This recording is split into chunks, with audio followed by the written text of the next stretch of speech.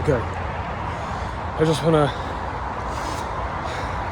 I know if you're watching this video, you saw my last one, you probably think I'm just fucking making excuses for running. I'm not. I was just running and I thought of this. And I've learned from it online. When I was in sixth form in UK, it's like 16 to 17 and 17 to 18, between university and secondary education in the UK. I took an approach after what I was influenced by online. So online, especially in 2022, which is when my first sixth form year started, when I was 16 years old, there was a massive culture of the lone wolf Sigma male who's stoic, doesn't show emotion, and goes through life regardless of whatever happens before him. And whether you're doing this to try and impress your peers, attract attention from the opposite sex, or for business, it's really not an optimal strategy, because at the heart of what charisma is, charismatic people actually show emotion, and they do this by actively listening.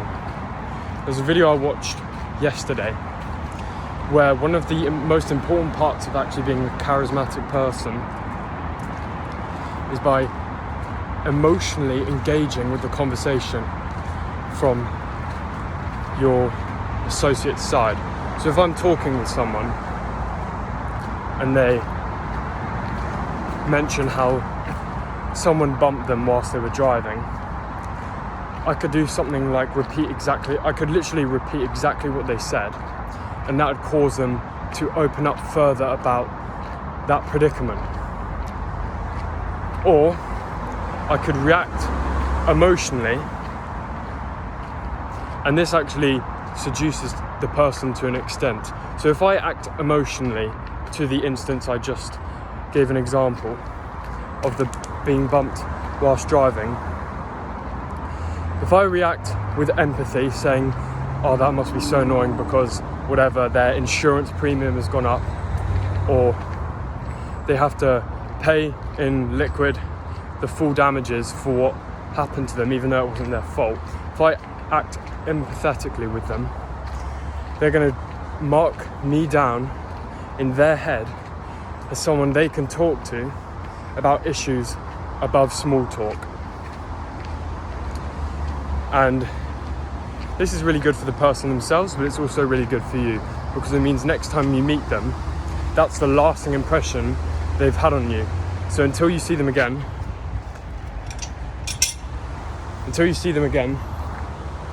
that's the mental note they've got inside your brain.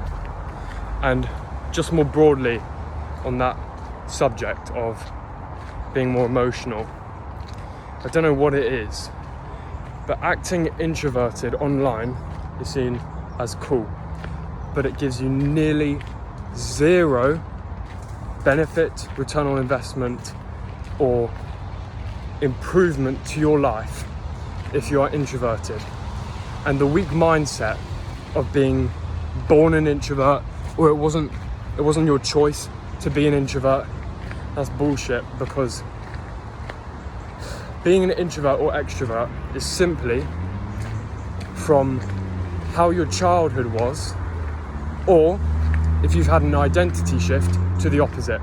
So if I'm raised as a child who does a lot of sports as a boy and sees all his peers a lot of the time, socializes, has fun with them, I'm going to grow up into my teenage years as an extrovert. If I do the opposite and I play video games, I don't play sport, and I don't go out and socialize, I will grow into my teenage years as an introvert, which I did to an extent. So all you have to do is believe that you can change whether you're an introvert or extrovert, because you can, even if you want it the other way. I don't know why you'd want to be an introvert in real life, but for some reason introverts are seen as cool online. If you want to portray yourself as an introvert online on an Instagram page or a Twitter handle, whatever, then go ahead, because that is beneficial in some respect, because people seem to like the idea of someone being introverted, because I guess if they're introverted and they see someone online being introverted, that backs up their existing view of how to live their life, and maybe that's why introverts are so popular online. Anyway, being an extrovert in real life, 100%. Do it all the time. Don't stop being it. I don't know what I'm trying to say, but just, bro, please do not be introverted in real life, because you will get nowhere. Name me one introverted businessman or entrepreneur or CEO. None of them are introverted. All of them are extroverted, outgoing. They look for conversations. They greet everyone with a smile. They hold eye contact, and they don't flicker their gaze unnecessarily.